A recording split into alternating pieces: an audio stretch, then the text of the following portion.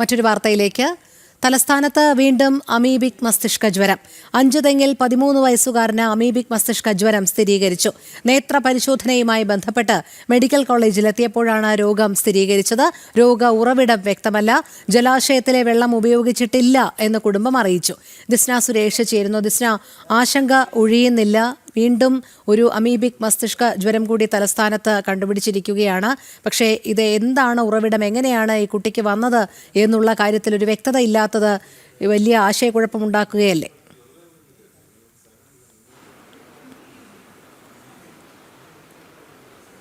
തീർച്ചയായും രോഹിണി, സംസ്ഥാനത്ത് അമീബിക് മസ്തിഷ്ക ജ്വരം വ്യാപകമായി പടർന്നു പിടിക്കുന്ന ഒരു സാഹചര്യമാണ് നിലവിലുള്ളത്. നമുക്കറിയാം, നേരത്തെ കണക്കുകളൊക്കെ സൂചിപ്പിച്ചാൽ നിരവധി ആളുകൾക്കാണ് ഇത്തരത്തിൽ അമീബിക് മസ്തിഷ്ക ജ്വരം പടർന്നു പിടിച്ചിട്ടുള്ളത്. ഇപ്പോഴിതാ അവസാനമായി 13 വയസ്സുകാരനാണ് ഇന്ന് അമീബിക് മസ്തിഷ്ക ജ്വരം സ്ഥിരീകരിച്ചിരിക്കുന്നത്. മെഡിക്കൽ കോളേജിൽ നേത്ര പരിശോധനയുമായി ബന്ധപ്പെട്ട് എത്തിയപ്പോൾ മറ്റ് കാര്യങ്ങൾക്ക് വേണ്ടി പരിശോധന നടത്തിയപ്പോഴാണ് ഈ അമീബിക് മസ്തിഷ്ക ജ്വരം സ്ഥിരീകരിച്ചത് എന്നൊരു വിവരം തന്നെയാണ് നമുക്ക് നിലവിൽ ലഭ്യമായിട്ടുള്ളത്.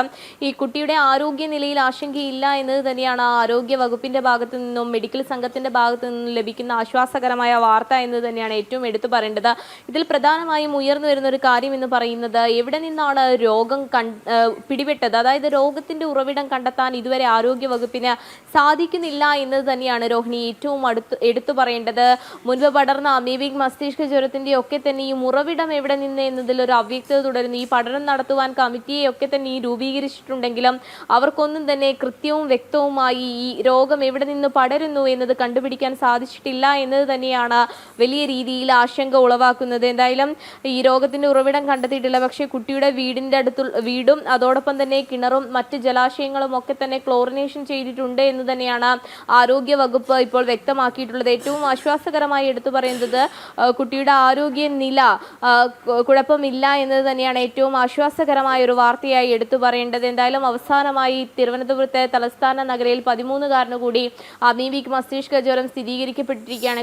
കണക്കുകൾ പരിശോധിക്കുകയാണെങ്കിൽ രോഹിണി, തലസ്ഥാന നഗരത്തിൽ തന്നെയാണ് ഏറ്റവും കൂടുതൽ അമീബിക് മസ്തിഷ്ക ജ്വര ബാധിതരുടെ എണ്ണം ദിനംപ്രതി വർദ്ധിക്കുന്നത് എന്ന് തന്നെയാണ്.